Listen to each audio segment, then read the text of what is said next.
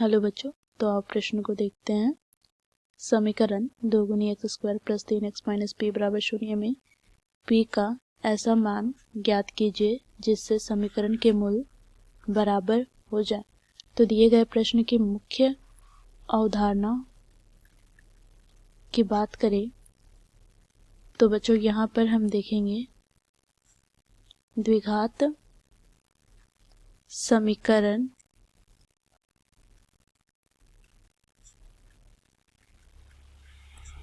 के मानक रूप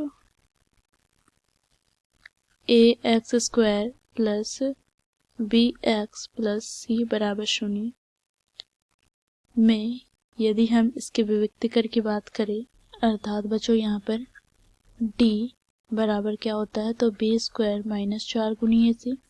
तो बच्चों यहाँ पर इस विविक्तीकरण d के द्वारा हम यहाँ पर पता लगाएंगे कि दिए गए द्विघात समीकरण मूल की प्रकृति क्या है।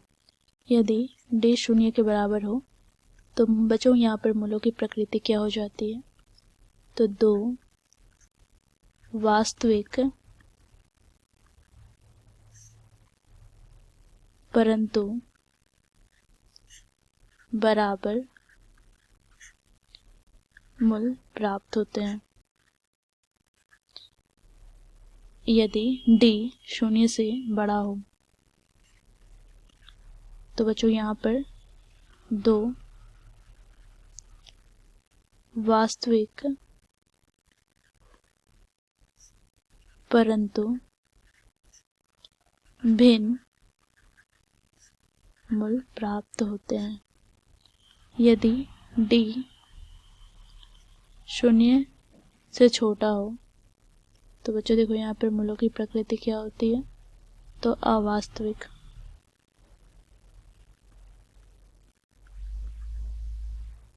अर्थात काल्पनिक। तो दिए गए प्रश्न को हल करने के लिए बच्चों हम इस मुख्य अवधारणा की सहायता लेंगे। तो बच्चों देखो हमें प्रश्न में द्विघात समीकरण दिए गए हैं जिसे हम लिख लेते हैं द्विघात समीकरण क्या है तो देखो यहाँ पर 2 गुनी x square plus 3x minus P बराबर 0। इसे हम द्विघात समीकरण के मानक रूप से तुलना करेंगे जो हम लोगों ने मुख्य अवधारणा में देखा। तो यहाँ से बच्चों हमें a अर्थात एक्स स्क्वायर का गुणांक हमें प्राप्त हो जाएगा 2, b अर्थात x का गुणांक हमें प्राप्त हो जाएगा 3 तथा अचर पद अर्थात c बराबर हमें प्राप्त हो जाएगा माइनस p। अब बच्चों यहाँ पर हम क्या करेंगे तो देखो प्रश्न में हमें बोला गया है क्योंकि हमें दिए गए द्विघात समीकरण के मूल बराबर हैं तो हम लिखेंगे क्योंकि दिए गए द्विघात समीकरण के मूल बराबर है। तो यहाँ से बच्चों देखो क्या हो जाएगा तो जो विविक्तीकरण होगा अर्थात d 0 के बराबर हो जाएगा। अब बच्चों देखो d हम कैसे ज्ञात करते हैं तो इसके लिए सूत्र है देखो यहाँ पर b स्क्वायर माइनस 4 गुनी ac बराबर हो जाएगा 0 के। अब b का मान क्या है तो 3, तो 3 का स्क्वायर माइनस 4 गुनी 2 गुनी c का मान माइनस p बराबर 0। तो यहाँ पर बच्चों देखो 3 का स्क्वायर 9 माइनस 4 दूनी 8 और माइनस माइनस क्या हो जाएगा प्लस 8p बराबर 0।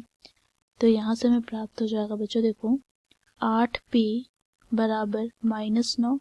तो यहाँ से हमें p का मान प्राप्त हो गया -9/8। तो यही हमारा हो जाएगा बच्चों दिए गए प्रश्न का उत्तर। आशा करती हूँ आप लोगों को यह प्रश्न समझ में आया होगा। धन्यवाद।